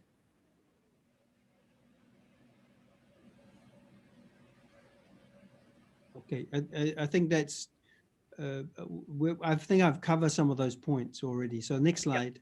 Yep. Okay, so that's just to show you a kind of a spatial analysis. Now we're thinking about the house and how the house has conflate a lot more expansive system between mounds and islands and points from east to west. Now we have a very localized idea of the divinity and how the cosmos is now kind of configured within a house. And one of the things, if I have time here, I can talk specifically about those ideas to do with the divinity and the cosmos in parts of the house. But you can see here, my understanding of this is this relationship between I think you can go to the next slide. Yeah, there you are.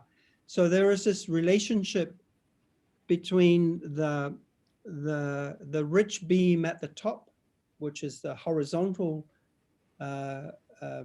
beam called a tawalunga in Tonga, and it's also in Samoa, but generally known as au, and which connects to the central post, the potu that goes up.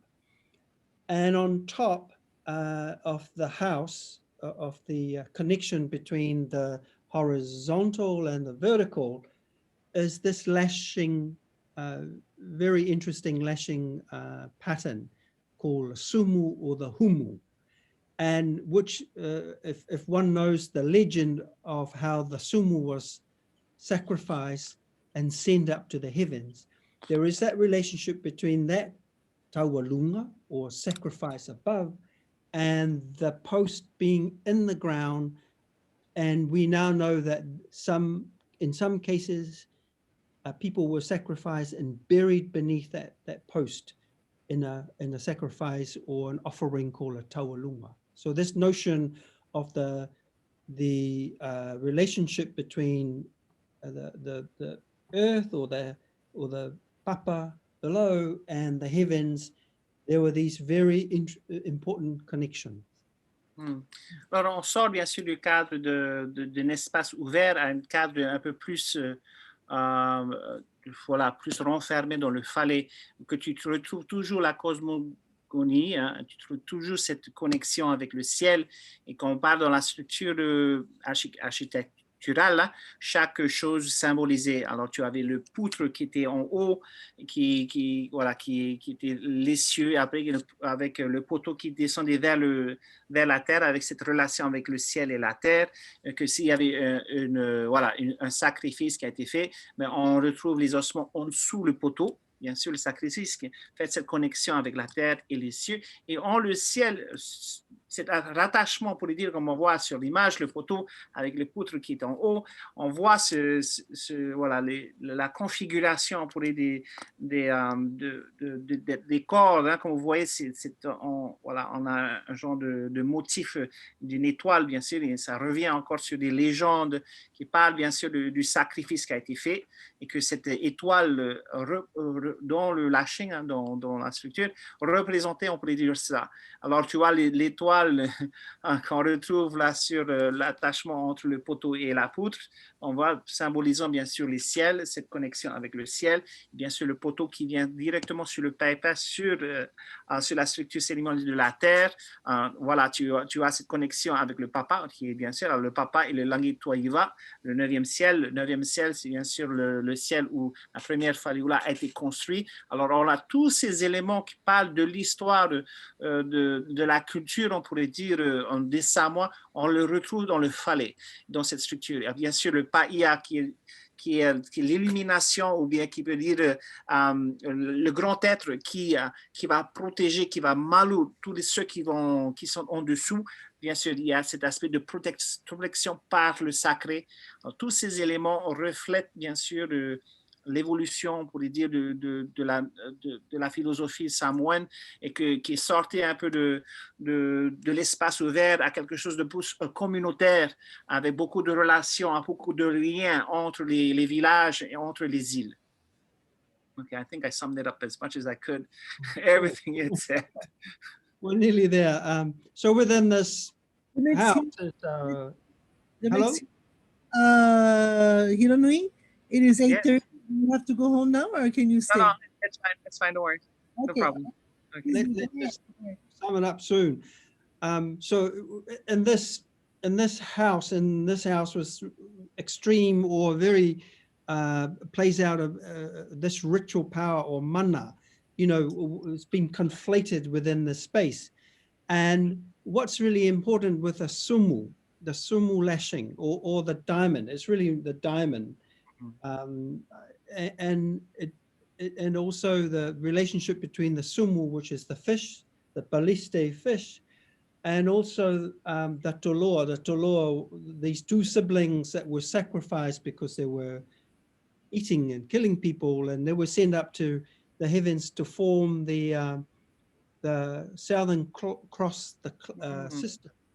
And what Samoans understand is the Southern Cross is not necessarily the cross that goes like that, but the points around that. Yes, diamond. Diamond. Okay. Alors, bien sûr, on regarde le lashing, hein, c'est les cordes qui est utilisées pour fixer le poutre et le poteau dans une configuration plus en étoile, en diamant, okay, en diamant, qui fait référence à la légende de Toloa qui a été emmené au ciel, hein, après avoir été sacrifié parce qu'ils ont fait. Et le sumu, le lashing avec le Toloa, en représentatif que les frères Tolas ont été dans les ciels pour former ce qu'on appelle la croix du Sud. Et au lieu que ça soit une croix, c'est plus un diamant avec les 4 étoiles, un diamant, et ça en fait référence, bien sûr, à ce sumu lashing. Okay, next slide, please. Okay, now we have a plan what this house looks like. You have the central post in the middle, and then on the left, it faces the Malay. That's where you enter from, the guests enter from. And then at the back is where the ava is served from and where the family sit, serving the guests. And then the most high-ranked people sit the top and the bottom. So when you enter, it's to the right and to the left. Alors voilà une configuration de Fale, hein. On regarde bien sûr les points cardinaux, on pourrait dire les endroits les plus importants. Alors, si le malaï qui était tendu devant et un autre un bout du malaï, on retrouve le falais. Et que les personnes pouvaient rentrer du côté de malaï. Hein. Et bien sûr, de l'autre côté opposé au malaï, bien sûr, c'était une entrée où tu sers le hava, tu sers la famille et tout comme ça.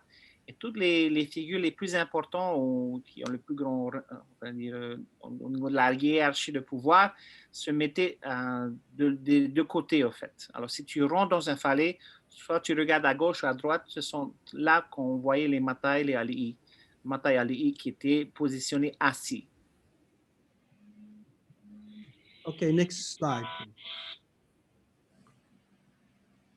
Okay, so just some information. I'm not going to go into details how the houses are made. I think that would be for another time if we ever get there. But the faleʻitele, now the house is no longer called a faleʻula, but it's called a faleʻitele, which means the guest house or the great house. And generally known that to funga faufale, these men who came from Langi-Tuaiva built the houses, and they have a number of different clans around Samoa. Up to about 50 years ago, they were quite numerous. They are a lot less now. But in Savaii, you have the title of the tufunga being the poua. In American Samoa and in part of Samoa, it's latu. They are known as the matai tufunga. That's the chief tufunga. The angaio tupu, meaning those who eat with chiefs and also with kings. Or they also have this very old name for them, the ainga sa le malama, the family of le malama. Alors, vous voyez bien sûr l'architecture de la maison. Le Faleʻula maintenant est appelé le falatele, hein, falatele, qui a toujours le tufunga faufale qui construisait. Voilà. Alors, associé bien sûr, depuis jusqu'à 50 ans, on avait toujours des clans qui étaient associés au tufunga, la classe de tufunga. Et si ça va, on les appelait les poua. Sur Samoa et Amérique, on y avait le latu. On les appelait aussi des matai, des chefs tofunga, bien sûr. Anga otupa, ce sont des personnes qui mangent avec les chefs. Hein, et anga, c'est les malama. Ce sont les titres, on pouvait dire, donnés à ces personnes qui construisaient ces maisons. And below is some of the titles in different areas in Samoa of who they were called. In Manuʻa, the old name Sa Tangaloa and Sao still in existence. In Tutuila, Le Malama, and the title Tō. In Upolu is Leifi. In parts of Upolu ATUA, they are known as Moe, or they were actually 4 brothers and they divided up Samoa. One is looked after part of Upolu called Leifi.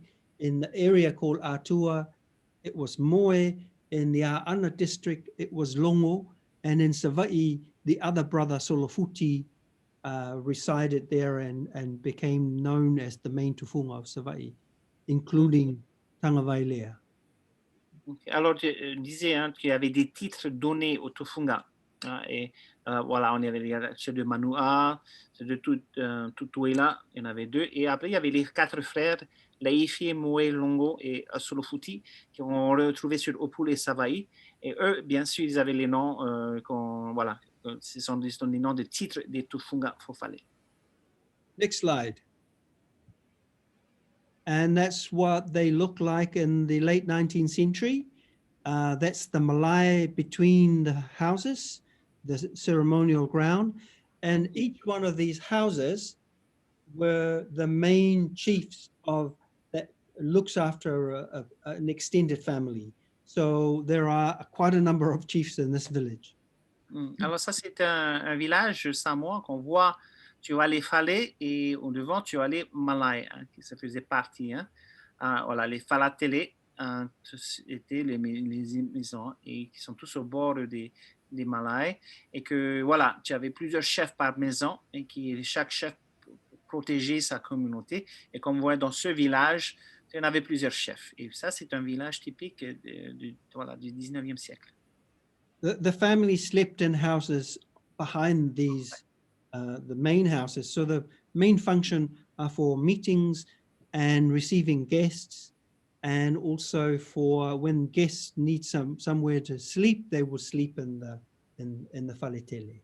Voilà, le faleʻile, dans sa fonction, c'était une maison d'accueil. Hein. C'est là qu'il y avait les cérémonies, c'est là que tu accueilles les gens. Les familles vivaient dans d'autres structures juste derrière, hein, dans des petites structures juste derrière.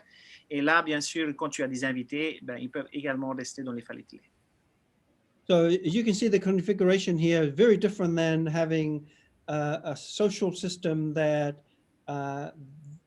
within the community there was a very high, big mound, sacred mound that only certain people are allowed to sit up there in the ceremonies.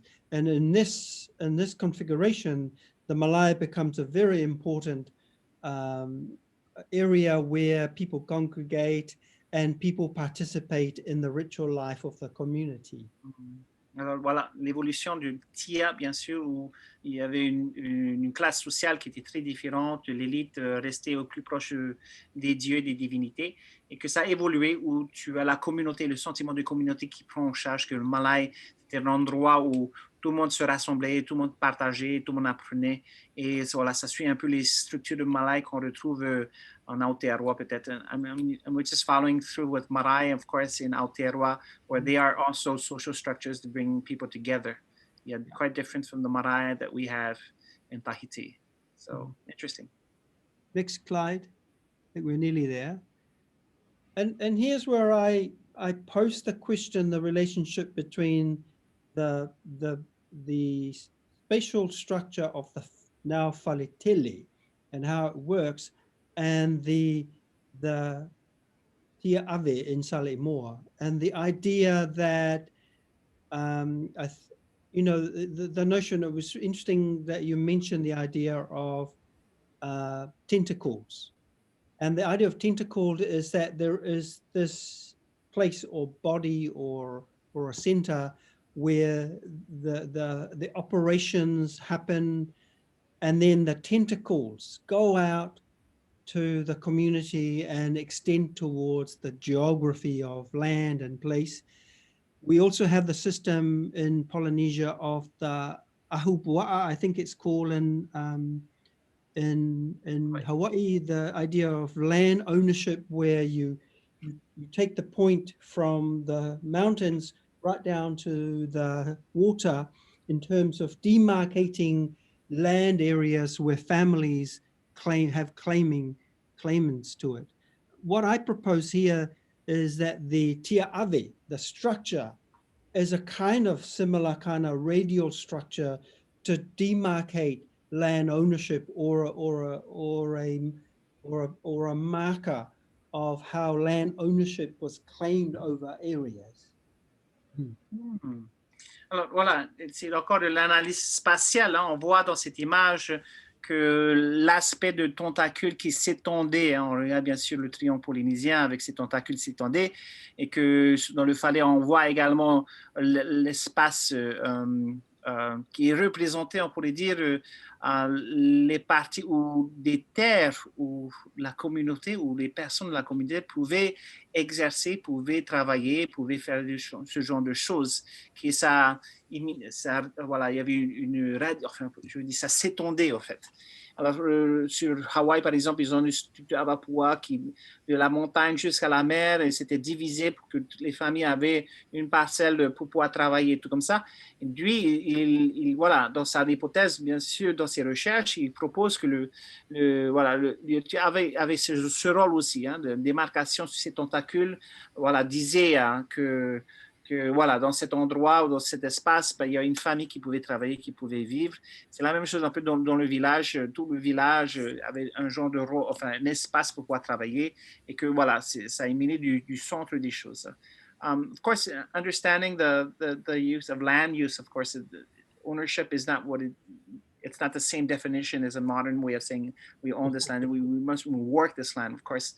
And understanding the villages in Samoa, you don't own land, right? And you're designated the land and what you could use it for in benefit of the village. And so if you're not active, it could be taken away from you and somebody else could have it. No, it's not the case. Yeah, sorry. It's not the case. the land ownership comes with a name. So that's why the Matai system is called a Matai system. And the configuration in the house in one of the villages that I belong to, everyone in that meeting has got a title, and you can't sit in the meeting unless you have a title, or the people that serve the community who sits in below.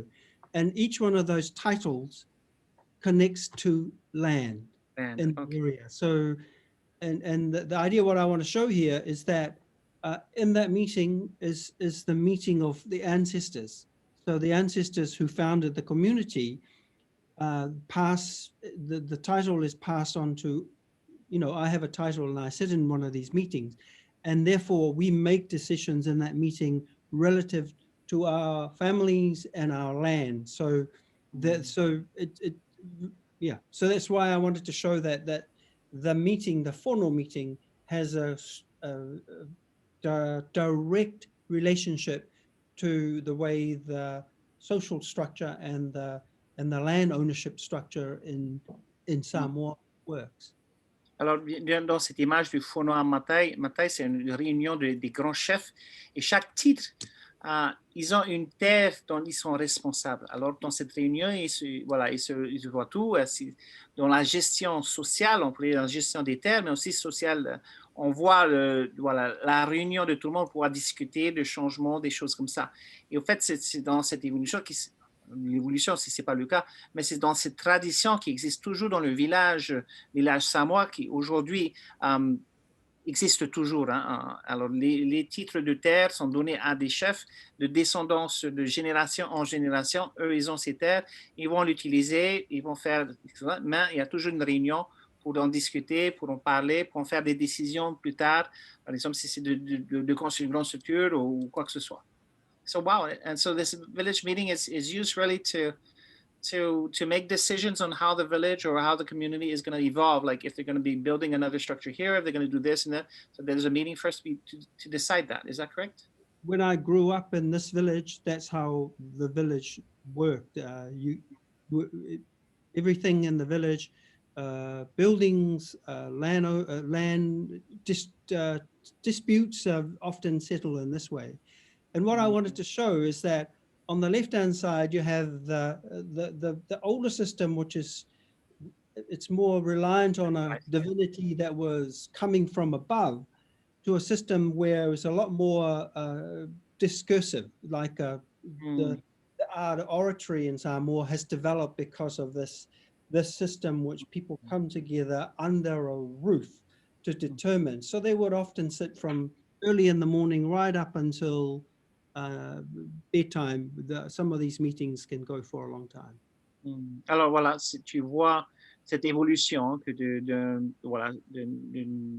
évolution d'une gestion pour décentraliser le ciel et cette connexion avec les cieux, avec les divinités, qui est aujourd'hui devenue une structure où tout le monde est assis en dessous d'un toit. Et ce toit, bien sûr, est l'aspect sacré qui veille sur tout le monde, et que chaque personne qui est assise sous ce toit a une voix, de pouvoir discuter, de pouvoir faire des choses ensemble avec tout le monde. C'est magnifique.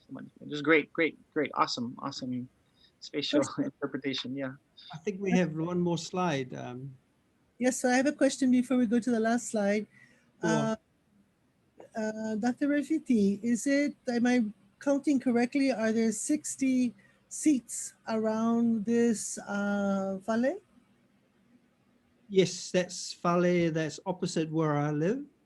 And the fale is no longer standing, but I counted all the main title holders, and I sat down with an elder in the village, and we assigned each one of those posts in the house. So each one of those posts designated where they sit. So the plan of the house is kind of already determined by the number of landowners or stakeholders in the village. Yeah. Alors, vous voyez les poteaux représenter un titre, un chef, un matai, quoi. Et que la maison qui allait être construite, c'est déjà déterminé combien de poteaux ils allaient utiliser, parce que ça représente bien sûr chaque titre, chaque famille, enfin chaque titre. Okay. So this looks like it's east, west, north, south with 15 houses in each quadrant. Is that correct? Roughly, but some of these titles, there are the two high-ranked ones, which you from left to right, the central post from left to right, and one of those chief titles is around 50 people that hold the same title. So it's been divided among families, and but still they elect one main person to speak for that numerous number of chiefs. So the whole system is different now than they were, say, in the 1920s and the 1930s. Thank you. Ouais, alors, représentative, elle essaie de faire les points cardinaux, si c'est 15 maisons dans chaque quadrant. Enfin, voilà, le docteur Lilikalā essaie de faire cette relation par rapport au ciel, par rapport aux étoiles, peut-être bien. Et il dit, non, ben, après, chaque poteau représentait un titre, mais dans chaque poteau, il pouvait y avoir 50 titres du même nom, en fait. Et puis que c'était juste un représentant qui était là pour représenter les 50 autres titres qui existaient dans ce même nom de titre. Hein. Alors, voilà, c'est peut-être pas, on pourrait dire, hein, chaque poteau, vous pouvez représenter beaucoup plus, quoi. Okay, I think we have one more slide. Okay, so Lilikalā wanted to show this picture. This is what a really beautiful house still looks like today. This house is still standing in the island of Savaii, and it was built in the early 1970s by a tufunga from Sa'anapu, and it's a wonderful, beautiful house.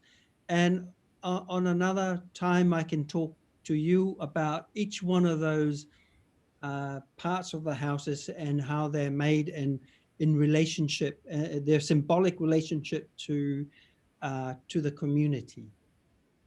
Alors, vous voyez, ça c'est une maison, un Faleʻula qui a été construit, en 1970 par un tufunga, et que dans la configuration architecture à l'intérieur, il y a une relation sociale, hein, qui se passe dans la structure intérieure, l'architecture intérieure, qui pourra bien sûr partager avec nous prochainement si c'est possible.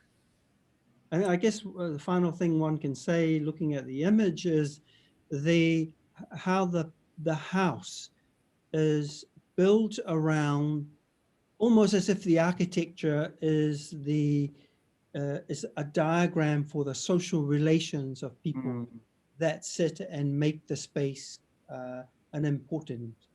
Alors, il disait que l'architecture à l'intérieur que vous voyez à gauche dans cette image, c'était également un diagramme de la structure sociale, les relations sociales qui se trouvent dans une communauté, on le voyait dans l'architecture.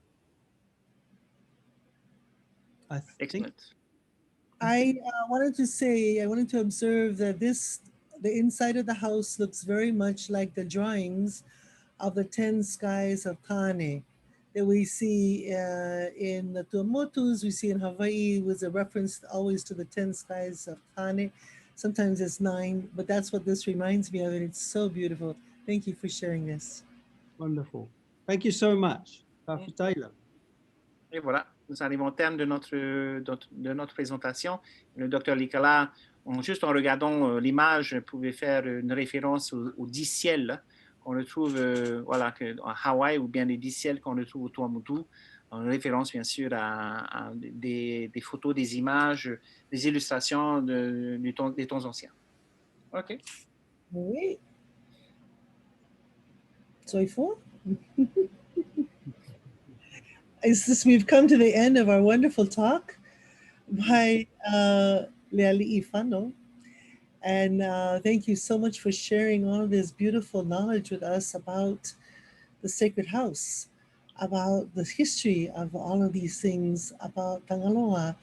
I feel like I've learned so much, my brain has exploded. Thank you so much. Encore un grand merci à notre intervenant, le Dr. Albert Refiti. Partager bien sûr toutes ces connaissances, c'est très très intéressant, comme le Dr. Lilikalā. On a plein les yeux. And we must have you come back and talk about all kinds of things that you would like to talk about Samoa, because we're going to do this all year long about many different kinds of things. So anytime you'd like to come back, please just let us know. We are closing up the end of time, my folks, my friends. It's that time of the evening, and we like to say mahalo nui loa, ahui ho aku no. So thank you so much until the next time. But mahalo nui to Kalani Simeona, who is running the technology for us.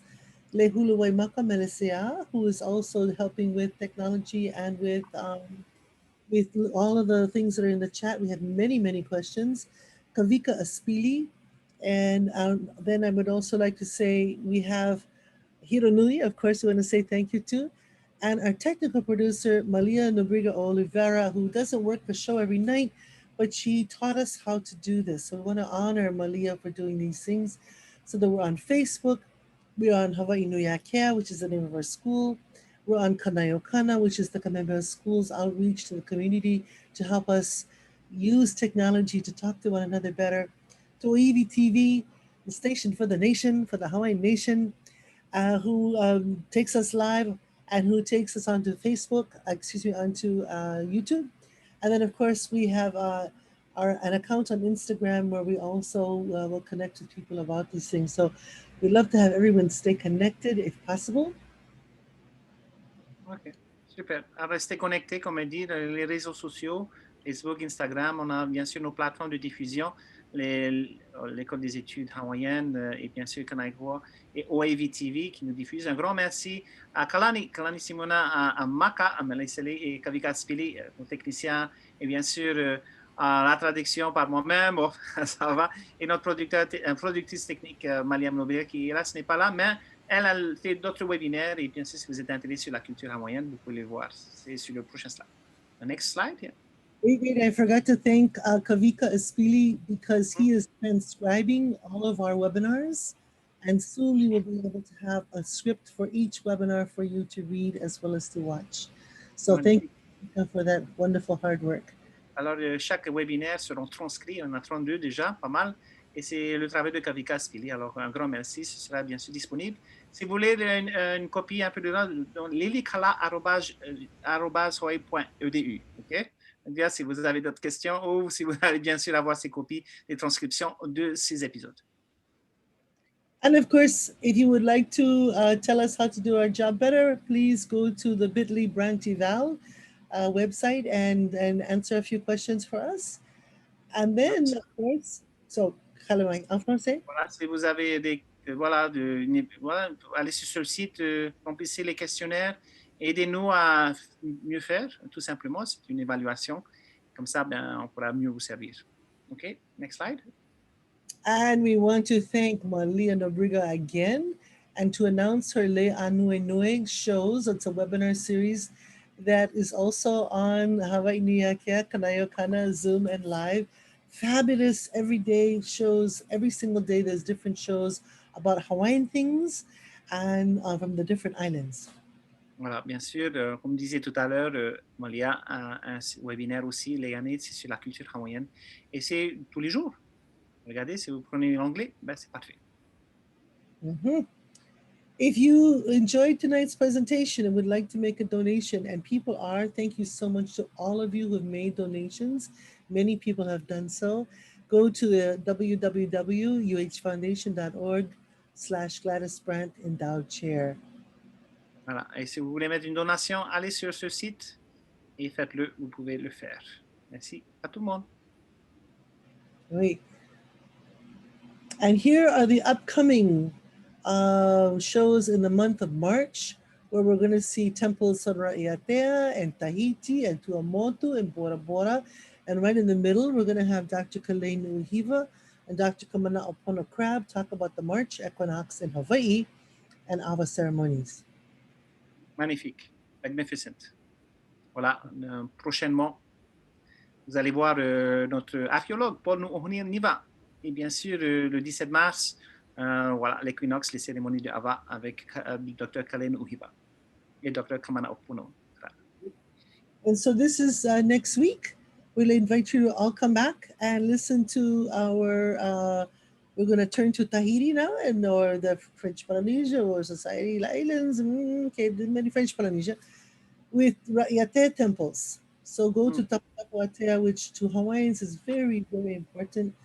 For Tainu'u, Hauviri, so many wonderful things we'll hear from Paul Mo'ohonomua.